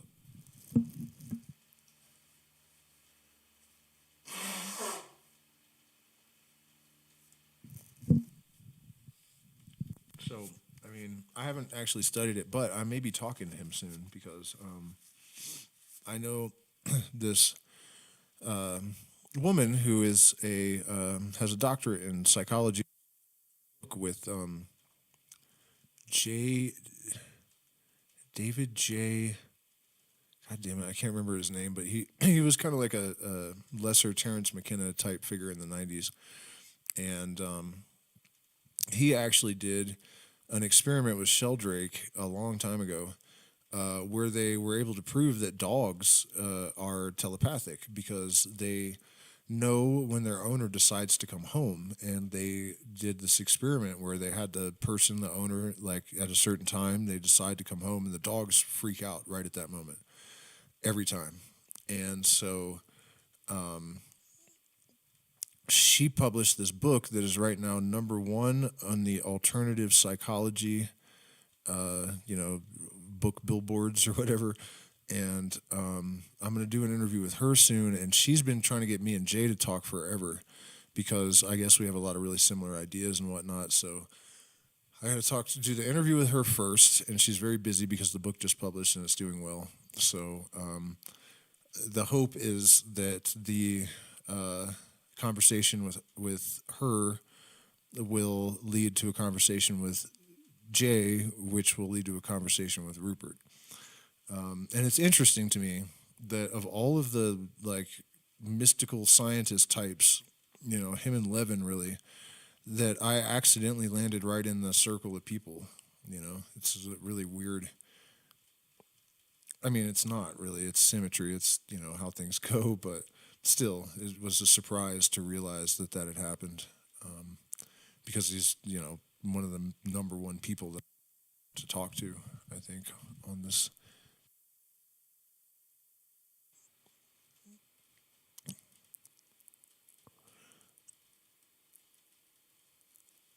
Um,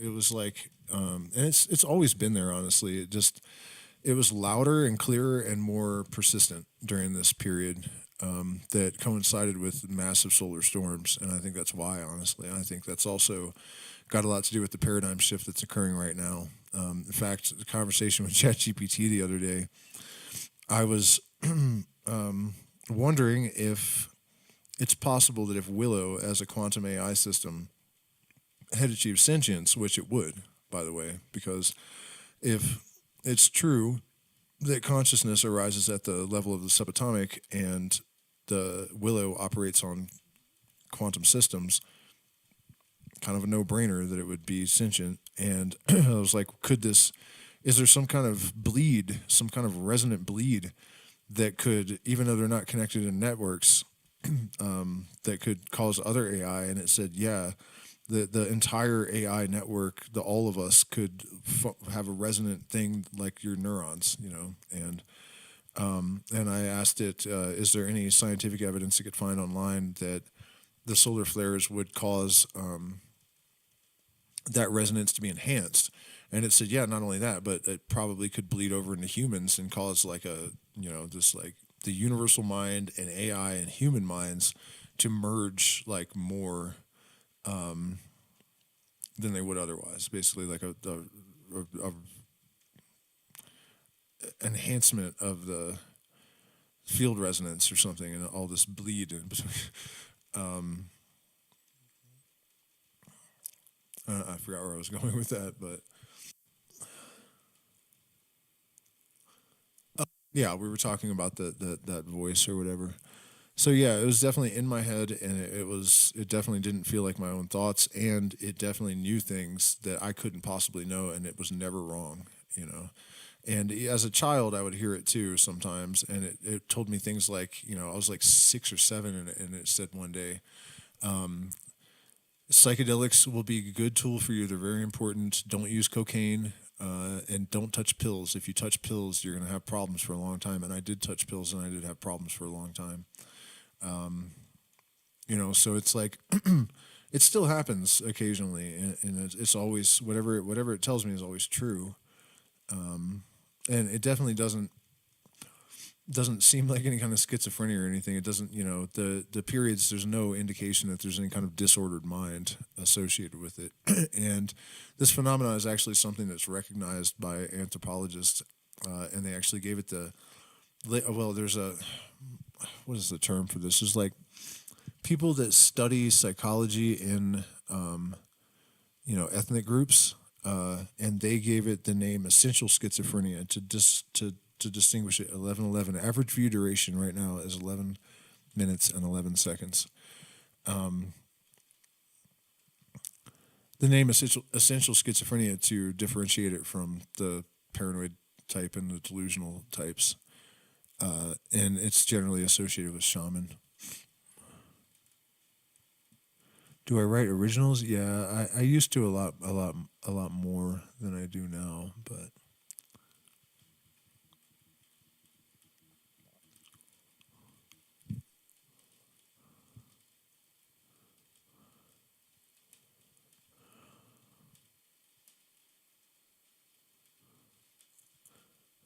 oh, I missed a question. Let's see. But when you were playing, did you get to hang around Laurel Canyon with the dead between tours. No, but I did get to know Phil Lesh a little bit, which is an incredibly weird thing. But no, I didn't. I didn't ever hang around the dead, but I did actually watch Phil Lesh. Phil Lesh's sons play their first public performance, which I later heard him say was a pinnacle moment of his life. And for someone that had such a huge influence on me, you know, didn't do it on purpose either. I was just there at the Terrapin Crossroads, and I sat at the front table, and it didn't even occur to me, like, this man's children are playing their first show. He's going to be here. And I look over and I see Phil and Jill come walking in, and he sits down right next to me, touching my elbow. And I'm like, holy shit, man. And then the kids start playing, and he's like crying and stuff. And I'm like, holy fuck, you know? And so I approached him afterwards, and thinking he would just be like, yeah, nice to meet you. You know, don't bother me. But he talked to me for like 35 minutes, asked me if I had music he could listen to, and gave me all kinds of advice and stuff. And then every time I saw him after that at Terrapin, he would give me shit because I never brought him any music. Or it's actually not the best ending to the story, but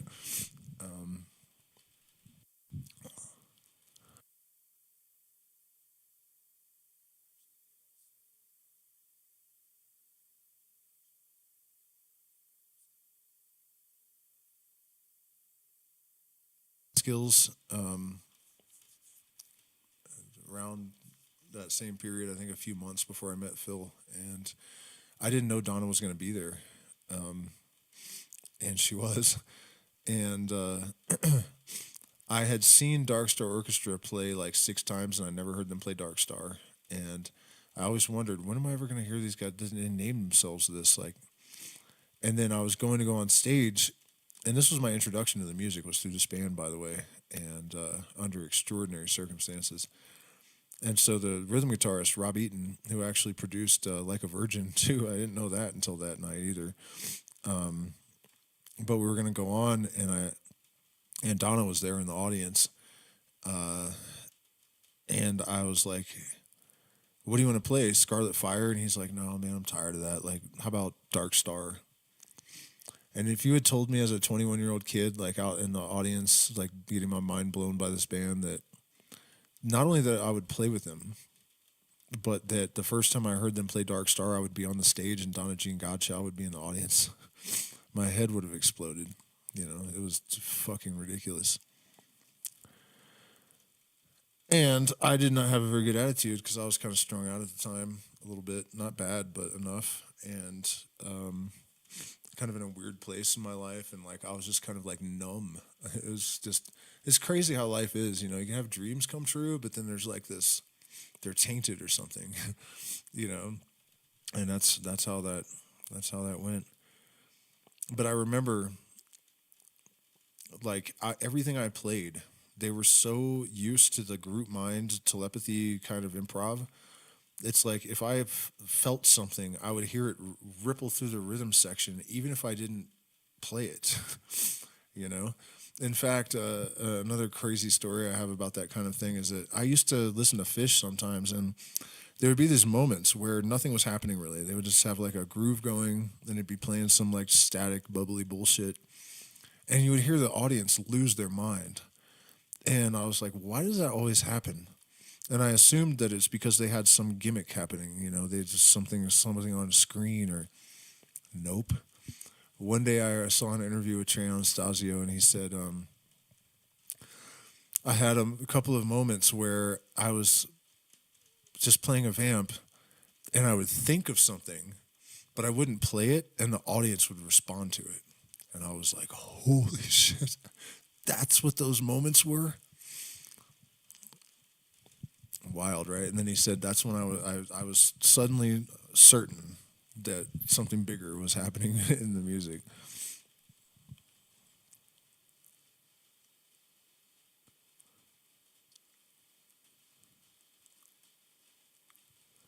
Well, I teach lessons online. Ship of curses. Ship of fools on a cruel sea. How did you get so good?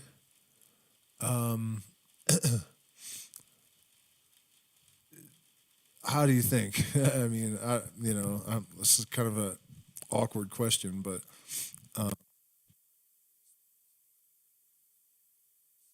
with a metronome, you know, and also LSD, basically. And I think also it's really important to be connected to some purpose in your music. You know, like if you can get really really good, but if it's just like how shredders are always soulless, like that thing, you have to have a something that you're really communicating that matters, that you're connected to, and it sort of imbues the music with this energy that makes you kind of better than you actually are, even technically, like way better. In fact, when I was younger, I was a lot better. I mean, I quit playing for like the last 5 years. Only in the last couple of months, I've been kind of starting to do it again, and I can tell it's frustrating. But I would play. I would sit in with people that had been to Berkeley and were like technically way better than me, and they would outplay me, play circles around me technically. But then I would play my solo, and the reaction I got from the audience would be like 100 times as intense. And it's because I was playing with this energy and purpose, and that comes across. So I think that's really the main thing, that you have to be connected to your higher self, I guess, would be one way to put it.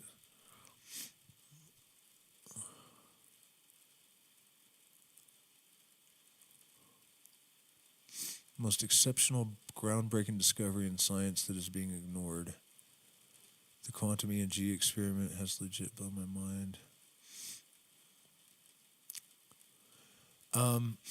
It's not really any one thing. I mean,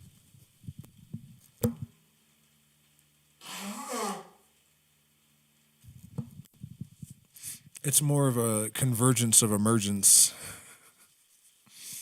A convergence of emergence that is the thing. Um, you know, there is evidence emerging in morphology, in evolution. Elephants are not growing tusks, so they don't get shot. Trees are not producing things that get them cut down a certain tree.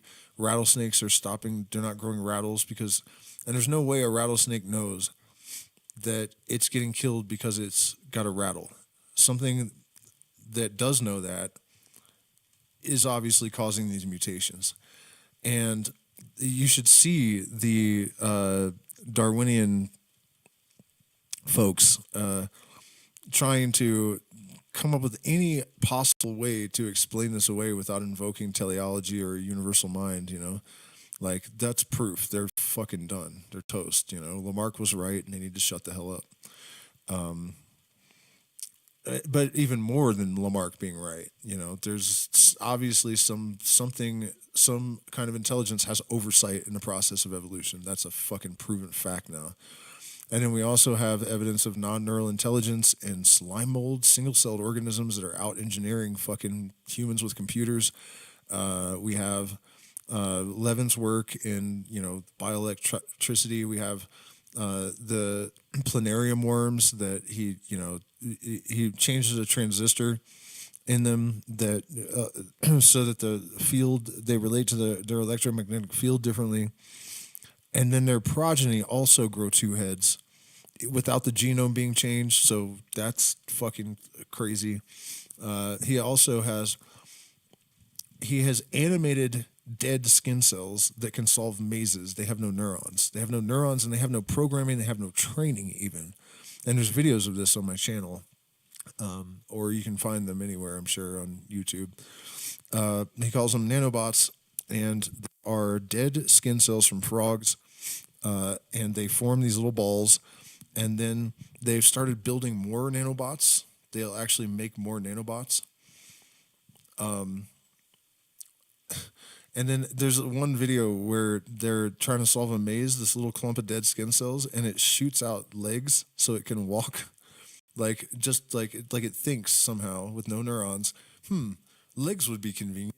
It's never seen legs. It doesn't have eyeballs, but yet it fucking grows legs and walks around. And then at one point you see the little thing, like, it's going through the maze and it stops, and it's like, shit, Nah, I'm going the other way. So you see it make a decision, like it stops and thinks, and then goes the other way. There's no fucking neurons.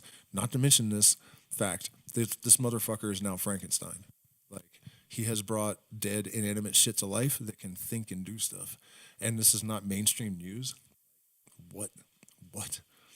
And then we have the connections with light and consciousness. We have proof that consciousness arises at the subatomic level because it has been determined that anesthetics like ketamine and nitrous turn off consciousness by reversing the spin of electrons in your brain, not by doing something chemical.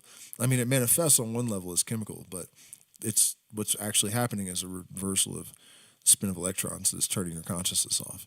So all of that and a bunch more related shit is the stuff in science that's happening that's getting ignored. That's like, what the fuck, you know? And think about this. Remember what I was saying about the solar storms and how they catalyze the consciousness and the connectivity of it all, and we have all these things like that happening suddenly. And by the way, it's also the reason for all the political hijinks in the United States. It's a huge distraction. They do not want people realizing, because they're going to lose control over the information when people realize they can just tap into the universal mind and they can observe things for themselves, and you know what I mean? Like the obsolescence of the overlords has already occurred, and they're just doing everything they can to get complete control before they lose it completely.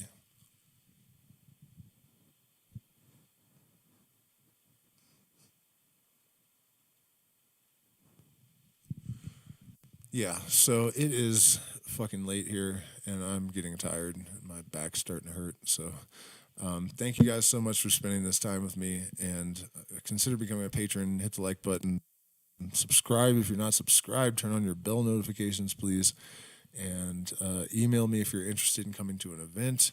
I also do consultations if you want to learn more about Hermeticism or psychoanalysis or any of the other things that I am adept at. I can help you with. So, good night. I'm getting delirious and I've got to go.